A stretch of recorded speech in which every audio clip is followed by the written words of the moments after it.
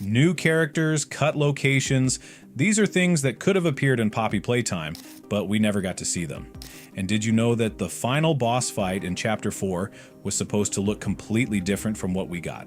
Originally, there were plans to include a reaction from Poppy when we touched her. Yes, that's right.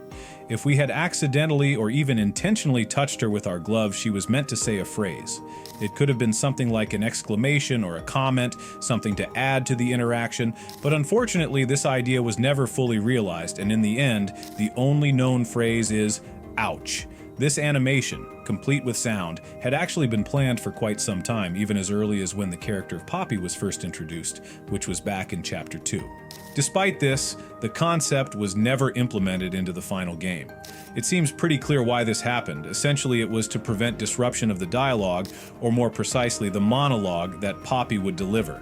Since we, as the player, don't respond to her, if she's saying something important and we start poking her with our glove, it would have broken the flow of the dialogue and could have created all kinds of technical issues, including bugs. Imagine this scenario. Poppy is talking to us, delivering a key part of the story, and we decide to poke her with our glove. She reacts appropriately, with some sort of response or gesture, but then the dialogue continues without any interruption, and Poppy's animation freezes. That would have been really odd. But maybe there's another reason for this decision. This concept could have been worked into the game when Poppy wasn't actually speaking, perhaps while she's idle or waiting, which might have allowed for a smoother integration. Now let's focus on Yarnaby, specifically his concepts, and it seems like there's nothing new compared to what we saw in the game. I even think this is the final version that the developers decided to show us, but just in motion. There are a couple of concepts here that suggest Yarnaby could have behaved differently, so let's assume that this is him getting stuck. Could this be a hint that Yarnaby was planned to be more clingy and would climb the walls, but then he would have been an invincible enemy? Or maybe this scene depicts his demise, where he tries to climb but fails and falls into the abyss. There's also a pretty surprising image of Yarnaby lying down like a cat, resting, waiting for its prey. As far as I remember, he was always on his paws, constantly searching for us. Maybe this was meant to show that Yarnaby couldn't find us and eventually lay down, waiting for us to stumble upon him, and then he'd get up and chase us again. But this animation probably would have been pointless. What's much more interesting is the next concept, where we see a bald Yarnaby with a separate model. Here, it's possible that in the early stages they were working on gameplay ideas where we'd interact with him. Yarnaby wouldn't just roam around, he would try to get to us, find us. We could be hiding in a pipe and he would be trying to break through it. The image above shows what he would do to us, bite us and shake his head like a dog. This is quite different from the screamer we have in the game, and according to the developer's idea, Yarnaby would stand on two legs, sniff around, and then search for his prey. That's us. It looks pretty funny, almost like a meerkat. Well, I'd like to go back to the bald Yarnaby. We can notice his wounds, and there's an opinion that this is Yarnaby after he burned. But if he burned, he shouldn't have just ended up with charred wounds. Yarnaby shouldn't be bald. At the very least, he should be a skeleton. The wounds could have been there from the start. Maybe a result of experiments. He probably didn't fight anyone because otherwise it would have been noticeable on his fur. Maybe a chunk was torn off, but these wounds were clearly there before he died. And what's most interesting is that we don't see these injuries on his original model. Maybe they're hidden under his fur. If he had survived and turned bald, I would have understood. Maybe something fire-resistant was in him, and the developers decided to make this monster invincible. But no, he died, and now we can only remember him and look at his old models. Now, let's move on to Dr. Sawyer. Do you know why the Doctor is so big? Because he has a lot of iron in his body. It's possible that he's not even a doctor, but one of his robotic bodies that was chasing us. I'd think so too if it weren't for one thing. He has a heart inside him, so this is definitely the original Doctor, not one of his toy soldiers that he controls. What we saw in the trailer could very well have been the reality, but in the game we didn't see anything like that. The Doctor's heart was inside a big machine that we were supposed to turn off. This isn't the only concept of the Doctor, so he was also supposed to look like this. Very scary, a creature in a hood.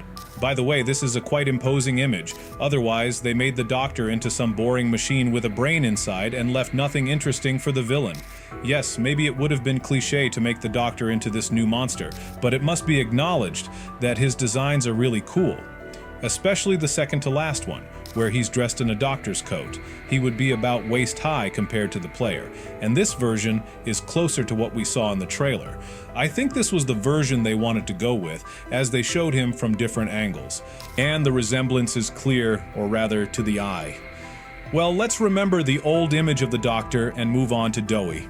First, I'd like to point out an old scene, how it would have looked. In the final boss fight, Doey gets angry and an aggressive personality of Kevin, one of the orphans, awakens inside him, turning him into a huge lizard. Here, though, he just looks like some kind of venom and looks even more terrifying than what we saw in the game. Another important detail is what would have happened to Kissy Missy. And this isn't just a sketch, this was really planned. The artist confirms this. It would have been cool if the player had to run from Kissy after we betray Doey, and we unexpectedly encounter her when she finds us. So somehow Kissy was also supposed to be involved. Doey also has several forms. This is the one where he turns into a monster. In fact, this would also be terrifying in the game, with several disgusting clay-like hands reaching out to you, though clearly better than a lizard. The developers also left us a little Easter egg.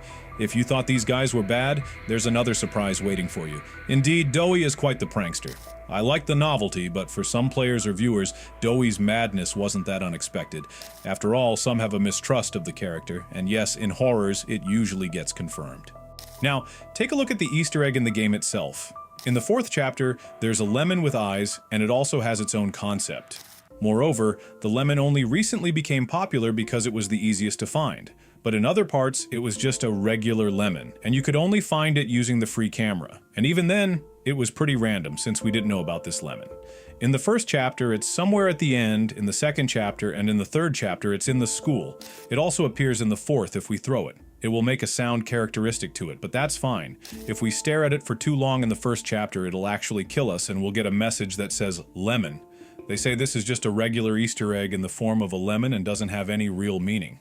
The lemon was added just like that, to lighten up the atmosphere in this dark story full of murders, monsters, and creepy tales. I initially thought it was a reference to the lemon demon from Friday Night Funkin', since the faces look so similar, but no, it's just a small coincidence. And the most interesting thing is, this isn't all. I'd like to show you the cut beginning, which is how our story in the Poppy Playtime factory would have started. We would have entered the factory from the outside. Moreover, we would have first driven in a car, which reminded me a lot of the beginning of Outlast. In that game, the main character also drove to the location, but they decided to teleport us straight to the entrance. Also, the entrance was originally planned differently and looked completely different. The lobby with Huggy Wuggy in the middle changed a little, although it's not much different, but it's like we returned to the origins. On this today, all you can write your comments that I could miss and that you found secret in our favorite game, Poppy Playtime.